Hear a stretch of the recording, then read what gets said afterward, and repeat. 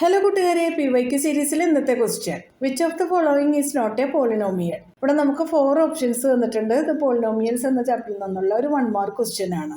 ഓരോ ഓപ്ഷനായിട്ട് നമുക്ക് നോക്കാം. ഇതിൽ ഏതാണ് പോളിനോമിയൽ അല്ലാത്തത്, അതാണ് നമ്മൾ കണ്ടുപിടിക്കേണ്ടത്. √3x³ - 2x - √3 ഇതൊരു പോളിനോമിയൽ ആണെങ്കിൽ അതിൻ്റെ എല്ലാ വേരിയബിൾസിന്റെ പവറും പോസിറ്റീവ് ഇൻറ്റിജേഴ്സ് ആയിരിക്കും. ഇവിടുത്തെ വേരിയബിൾ എക്സ് ആണ്. അതിന്റെ 2 പവേഴ്സ് 3 and 1 രണ്ടും പോസിറ്റീവ് ഇൻറ്റിജേഴ്സ് ആണ്. അതുകൊണ്ട് അതൊരു പോളിനോമിയൽ ആണെന്ന് പറയാം. ഇനി അടുത്തത് നമുക്ക് നോക്കാം. x+1/x. ഇത് നമുക്ക് x+(x⁻⁻1) എന്ന് എഴുതാലോ. വേരിയബിൾ എക്സ് ആണ്. എക്സിന്റെ പവർ നെഗറ്റീവ് ആണ് വന്നിട്ടുള്ളത്.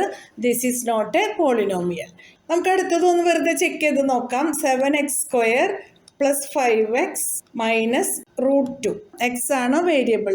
ആ വേരിയബിളിൻ്റെ എല്ലാം പവർ പോസിറ്റീവ് തന്നെയാണുള്ളത്. അപ്പോൾ അതുകൊണ്ട് നമുക്ക് അതൊരു പോളിനോമിയൽ ആണെന്ന് പറയാം.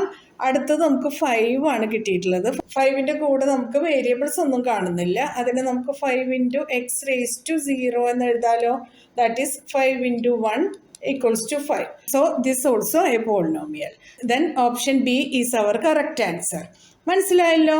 വേരിയബിളിന്റെ പവർ നെഗറ്റീവ് ആവാൻ പാടില്ല. അതുപോലെ തന്നെ ഫ്രാക്ഷൻ ആയിട്ടുള്ള എക്സ്പോണൻസ് വരാൻ പാടില്ല.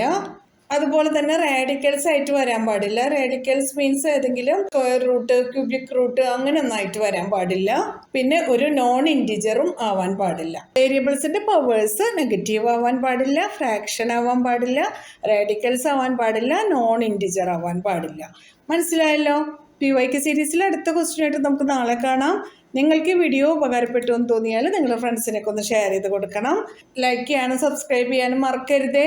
എന്നാൽ ശരി കൂട്ടുകാരെ, താങ്ക് യു, ബൈ ബൈ.